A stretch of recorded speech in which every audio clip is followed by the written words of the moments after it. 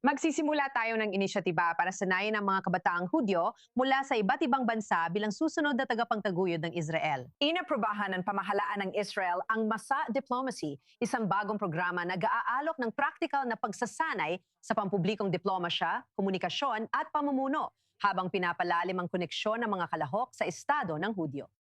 Inilunsad ang inisyatibang ito habang naghahanap ang Israel ng mga bagong paraan upang labanan lumalalang antisemitismo at maling impormasyon sa ibang bansa.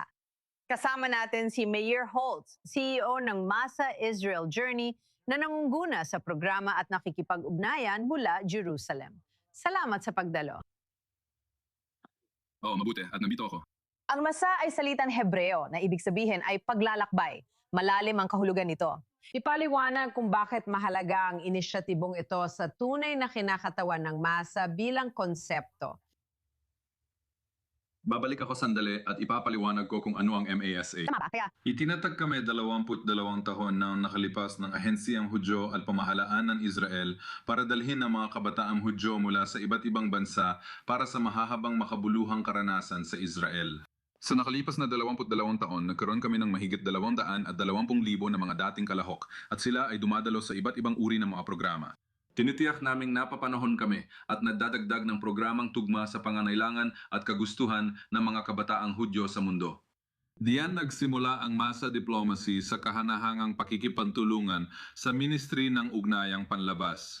Sinubunkan namin ang programang ito noong nakaraang taon at talagang nagdala kami ng 20 kalahok noong nakaraang taon para sa pilot. Galing sila sa iba't ibang bansa. Para makakuha ng kasangkapan sa pampublikong diplomasya, mas matutunan ang Judaismo at makilala ang Israel. At sana ay mas maging komportable rin sila na magkaroon ng ganitong mga pag-uusap sa kanilang sarili at pati na rin sa iba. tama, sa tingin ko, isang bagay na kapansin-pansin tungkol sa programa ay marami na tayong naging interns na dumaan sa channel. Lahat sila ay inilalagay sa mga particular na larangan. Sa palagay ko, natutunan natin itong mga taon na kailangan natin ng mga diplomat sa ibang bansa. Kaya kahit hindi makapag-aliyah ang ilang estudyante, ipaliwanag mo kung bakit. Ito ay parang bersyon 2.0 ng kung ano ang maaring itsura ng diplomasya sa hinaharap. Hindi lang basta may mga embahador at mga taong nakatira sa iba't ibang bahagi ng mundo. Para sa akin, totoo ito sa bawat kalahok ng programang masa. Ang paglalaan ng mahabang panahon sa Israel ay nagpapalakas na agad ng iyong kakayahan na magsalita tungkol sa Israel at magsalita tungkol sa Judaismo ng mas may kumpiyansa. Sa programang ito, piling may talentong kalahok lang ang tinatanggap. Mahigpit din ang mga pamantayan at proseso ng pagpili.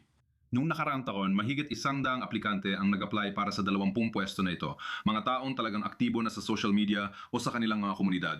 At binibigyan namin sila ng mga kasangkapan para mas mapalawak pa ang kanilang ginagawa. Binibigyan sila ng kakayahan na gawin ang kanilang makakaya.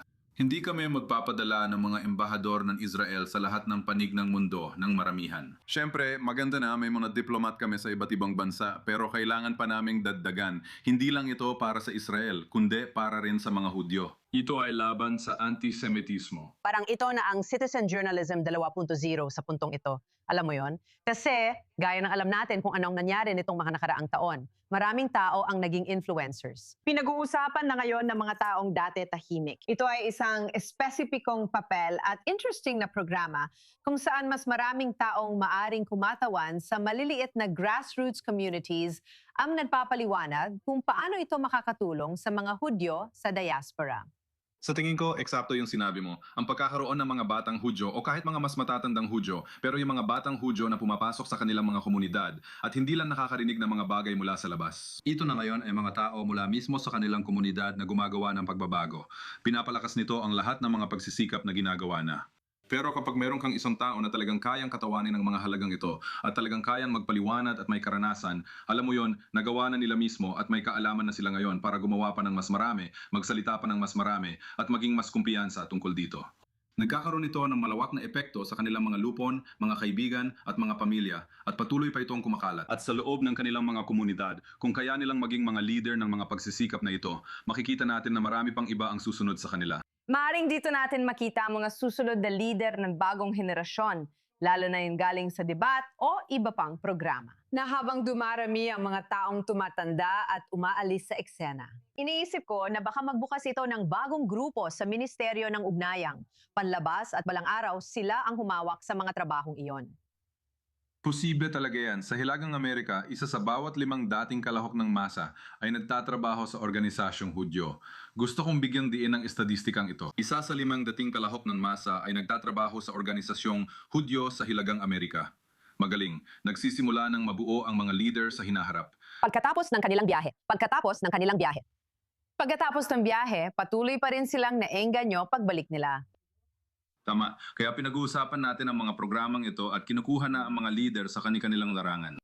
Malaking bagay na yon. Ito ang mga taong may mas mataas pang potensyal kaysa sa karamihan at kaya mahigpit talaga ang proseso ng pagpili para dito. Sigurado akong lahat ng makakasali sa programang ito ay magiging leader sa hinaharap sa iba't ibang paraan.